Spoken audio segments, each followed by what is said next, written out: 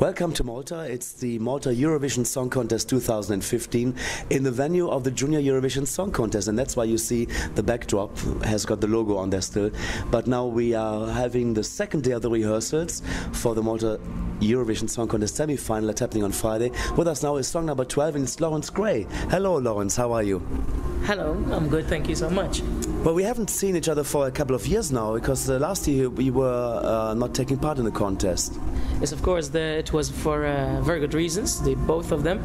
First one was my wife was pregnant, so I had to spend some time with her. And on 2013, my son Liam was born, so I said I had to cancel everything just to spend at least a year with my son. I mean, now he's a year and 10 months. He's strong, growing up, healthy, and I said, let's give it a try once again. Basically, you have been busy for the show business, making new talents for Malta, right? Yes, of course. Of course. Now you're coming back to the festival with the song, The One That You Love. Yeah. Tell us about the song and who was involved in the songwriting. Yes, of course. The writing of the lyrics was by myself. I wrote the lyrics, and the music was from Elton Zarp. It speaks about the ultimate love story, you know. I mean, when you love someone, and that someone cannot be yours because his heart or her heart, because love has no sex, you know, belongs to someone else. So it's the ultimate love story. I mean, everybody has to go through these kind of stories in their lives once in a while. Now you have this fantastic song in about 2 years ago, In Your Eyes, I think it was called. And now can you sing a bit of that song, if you remember the lyrics? Oh, I don't know if I remember. I haven't sung that song for ages now. It doesn't matter. We can swap it to the one that you love. Yes, I can do that. Right. Let me try to remember something of that song. In your eyes I see the moment I long for, watching and waiting, anticipating, strength to see the love, something like that. I don't remember the lyrics. Really fantastic song. Wow, that was a great song. I haven't sung that song in 3 years, actually. Yeah, 3 years. I forget everything. But the one that you love, I mean, it's my baby now, because I can say that it's the first time that my production, my songs, is in the finals of the Malta Eurovision Song Contest. Do you want me to sing something for you? Yes, please. Okay. Yes, please. Is there a way to win your heart? Is there a word that I can say to you? I will say it slowly, I will whisper softly in your ear tonight. I will always love you, and I promise that I'll never let go. I am the one that you'll never love. I am the one. Very nice, thank you very much. That's the entry of Malta for the semi-final on Friday. One of the 20 contestants, Lawrence Gray, chatting with. Well, you sing the song, The One That You Love, but Chiara had the song The One That I Love. Yeah, so you did a fantastic duet called Prayer what was it, 3 years ago maybe? 3 to 4 years ago, actually. Yes, we go back. I haven't seen Chiara in some time. I heard her on the phone 2 weeks ago. Mm-hmm. Because in a program called Charabang, Maltese program called Charabang, I did an interpretation of Chiara, actually. I saw it live. It was really nice and really funny. And then she called me up and she told me, "You really look great." I love her to bits. I mean, you really look grey. Fantastic idea. It was really funny. So people should go back on YouTube and watch it, actually. Lawrence, you've been an entrant in the Malta Eurovision Song Contest, or what it was called before it was called that, 7 times. Just run us through the years and the songs that you sang. I won't ask you to sing all 7. But please don't, because I don't remember them all. Well, the first time I had a song called Newborn Heart, way back, 19-something. Then I had 2 actually songs. I don't remember. I really don't. Do you have the names of the song? No, we don't. Actually, that's why we're asking. That's why we're asking. I mean. Then I had a song called "The Right Time," which I placed second. Then I had a song called "Why Not," which again I placed second with that. Stories, fourth. I mean, way back. This is going to be the 8th time actually that I'm going to take part in the Malta Eurovision Song Contest. Hopefully, something good will come out of it.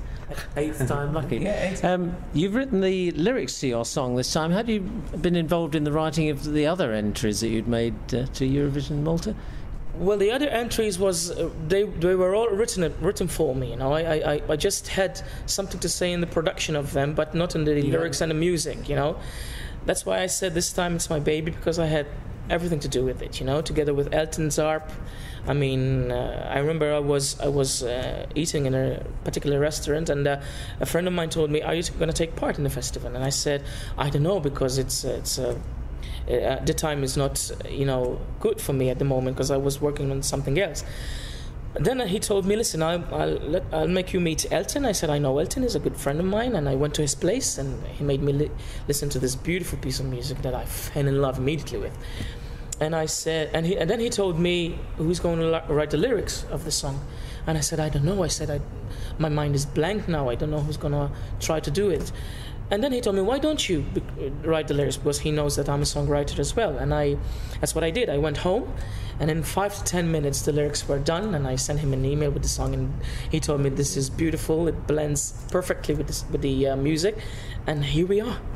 So it must have been an animation for you to write that song. So in 5 minutes I could not do it. So what was it? What came over the street that you gave you the idea to write this song? Yeah, because it's love. You know, love. It's always going to be the main theme in music. You know, and the story of it. I mean, it's real. It's something pure. It's something that everybody passes through in their periods of lives, you know. I mean, I love love, and I love to love, and I love to be loved. I love to feel love all around me. That's the main thing in my life. For sure, you're on the right island for that. I think the right country, Malta. It's so nice when we always come here. We get this love from the people, yeah. And it's so nice to see you always again. And you get the hugs. You're being welcomed here, which is amazing. Yeah. Thank you for that. We become almost as a family, and family is the most important thing. You know, I mean, you need that. You need to feel that kind of warm thing, even when we go abroad to do different shows apart from the Eurovision. I mean, to feel someone, even the response and a handshake. I mean, that's something really, really nice in the life of a performer, you know. What is it that makes you come back to this festival 8 times now? What is it? What is the thrill? I mean, because it's always been my dream to represent my beloved country, you know, Malta. When there were times where there was going to be an arrangement for me to go to Cyprus to represent Cyprus. I mean, it wasn't official, but we were working on that, and I don't know, I felt something inside me that it was not right. It wasn't right, you know. I said, if there was a time that I'll be lucky enough to represent a country, I wish that it would be my country first. I mean, I love my country very much, and in Malta I have won all the international festivals there are, apart from the Eurovision. I mean, I was nearly there in '99 and 2003, with only few points to represent my country, and I didn't make it. So I want this. I want it bad. You know, I want to be on that stage of the Eurovision representing my country. It will be an honor and a dream for me. Well, something I asked the other singers as well. What is your motto in life? The motto in life is to be happy. that is the meaning of life. Actually, is to be happy. Whatever you do, make sure it makes you happy. Well, one of the answers we got as well from one of the other singers was never give up. Yeah, of course. So, and that's what you're certainly not doing, because you're back again here. Let's touch a bit on the musicals you've been performing. You've been abroad for that as well. Yeah. Tell us a bit about that. Well, I did some recordings in England and Cyprus. I worked with musical producers like Jeff Morrow and Paul Murphy. Paul Murphy was the road manager of Engelbert Humperdinck. He worked with the Beatles as well. Paul Murphy worked with a lot of artists, like he wrote the song Can't Smile Without You of Barry Manilow as well, and very renowned artist there. We recorded 20 tracks at Mayfair Studios, trying obviously to break abroad as a performer, as an artist. But it's very, very hard when you are a new artist abroad, because that's why nowadays they are doing these kind of shows like Britain's Got Talent, The Voice. Well, I've been asked to do The Voice in London as well, but my wife was pregnant, as I said, and I couldn't go. So we spoke about it, and she told me, listen, you should go, and I went there. We passed from the first audition, the third audition, the second, the third audition, the fourth, and I was nearly there to do the last audition for the actual show. And then they saw my passport and my ID, and they saw that I live in Malta. And then they told me, listen, what are you going to do if we want you from now to now, or now till tomorrow? And I said, I mean, my life is in Malta. I live here. My work is here. My family is here. So I had to come back. And then they sent me back an open invitation to do the last audition for the actual show. And there again, I couldn't go because my son was born and I had to stay here. So this year I'm gonna try everything there is. I'm gonna do my luck, and I'm gonna go there and give it all I've got. But I did some musicals as well. I did Jesus Christ Superstar. I did Les Miserables. I did Evita. I did The King and I. Lots of them. I did Joseph and the Amazing Technicolor Dreamcoat. I mean, I've been there. Well, when you speak, normally with Maltese people you hear the accent, but with you I don't hear any Maltese accent. You lost it. Where did you lose it? I know. I mean, I didn't lose it actually, but I come from a British background. My father, my relatives. I have lots of relatives in the UK. Okay. So you have somewhere to stay if you're going to audition for The Voice, then, Lawrence. Of course. There's method in the madness, then, yes. You mentioned that you've been in lots of musical productions, and I think you've actually appeared on stage in London in a musical, haven't you? No, on stage in London. No, I did a performance in Les Miserables in London, but it was a private performance.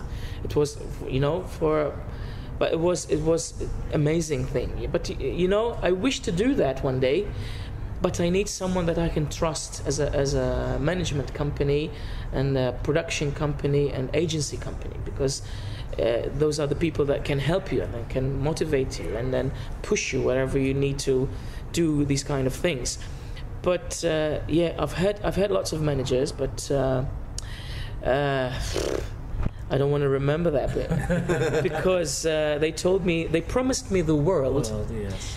But they didn't even give me a piece of the moon. So it's really, really hard. You need someone that you can trust and that believes really in you. Have you got a favourite musical, either one that you've actually been in and performed in, or one you'd like to perform in, perhaps? Well, my favourite one has to be Les Miserables. But I wouldn't mind performing for Jesus Christ Superstar. I did the audition for that actually in London for Jesus Christ Superstar, but I had the same problem, because I had the Maltese passport and I couldn't stay there for a long time. And the Phantom of the Opera. I never performed for I did concerts for the Phantom of the Opera, but not the actual musical, not the production. No, so that would be nice. Yeah, that would be nice. If Cameron McIntosh rings up, you'll consider it then. Oh my God, that would be a dream come true. Bye bye. I get my soup. I can go now. Actually. Lawrence, thank you very much for taking the time to speak to us. Good luck on Friday night for the semi-final. It's song number 12. It is the one that you love. Yeah, thank you. Thank you so much, and God bless. Thanks for everything always. Thank you.